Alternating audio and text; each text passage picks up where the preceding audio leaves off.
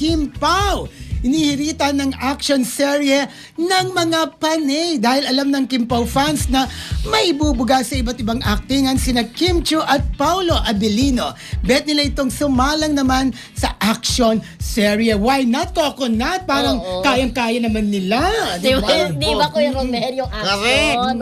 Okay. Kasi di ba sabi ng nila, pahinga eh. Pahinga. Pahinga muna. Sabi nila sana daw sa isang serye, kasi si Paolo, alam natin, nagkaroon na siya ng mga action movies o action serye katulad ng General's Daughter, kung saan ano siya doon, di ba? At saka yung sa kanila action, ni Coco dati, di ba may pagka-action din yun, correct. no? Sa kanila ni Angel Locsin yung General's Daughter, nag-action talaga si Paolo dyan.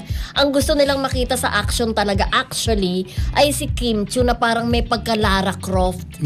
Lara Croft. O di Angelina Jolie rin. May pagka-Tomb Raider ang dating. Kasi, physically fit naman silang dalawa, malalakas sila, nakikita naman natin sa pagja-jogging, sa pagja-gym. Kaya naman ni Kim na lambitin nga sa airing nga, di ba? Lumilipad siya. Correct. Why not na mag-action siya? Tsaka pwede pa siyang pumasang Darna, ha? Kasi sa ganda ng katawan niya, tsaka baby face naman ng lola mo, di ba? Kaya yun nga, di ba, syempre, pero eto ang mga istasyon, kapag may clamor, ang mga funny, pinapakinggan yan, di ba? So kapag kaya susulat, minsan sumusulat-sulat mga panay ng Kim Pao, kaya binibigyan sila lagi ng serye, di ba? True. Kasi gano'n po ang gawin nyo kung gusto nyo mapanood naman mga Kim Pao sa ibang genre. Ang Kim Pao, ang inyong mga idol na si Kim Chiu at si Paolo, sumulat lang po kayo sa kanilang body at makapagbigyan kayo para mapandaman natin sila sa action-action.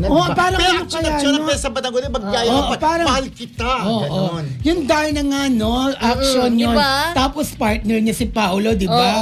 Kahit naman sabihin, lead si Kim Chiu as Darna, importante po din ng role doon ng lalaki, di ba? Si Dingdong Dantes nga, kay di ba? Kay Marian Rivera. Naalala ko Darna in the Planet Woman, si Walter Navarro, di ba?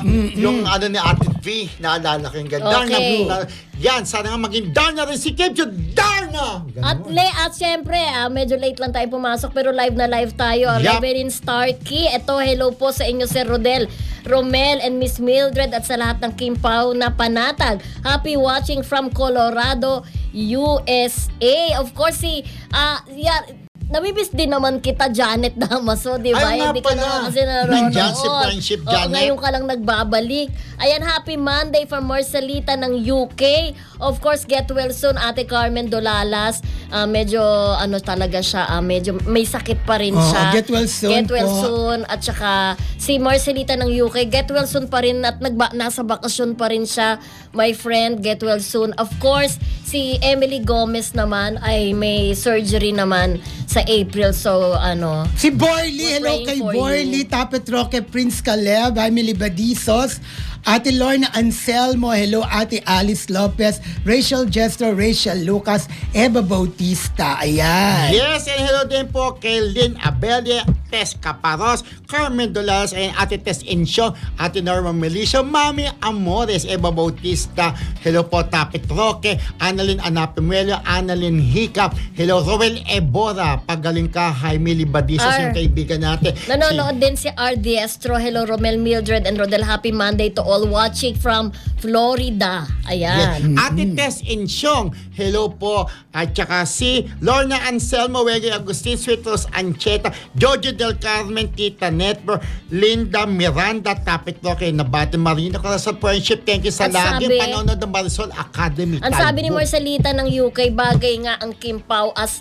Mr. and Mrs. Smith. Ay, Oo, sa next project nila. Marcelita ng UK, sumulat kayo sa management nila, pakikinggan nila kayo, di ba? Ate Lolet Ignacio, Ate Teresita Brabil, Ate Cecil Pili, sumulat kayo, Ate Lina Morena, di ba? Ate Evelyn Chu, pakikinggan kayo. Ganon. Okay. Yung mga fanay, talbog.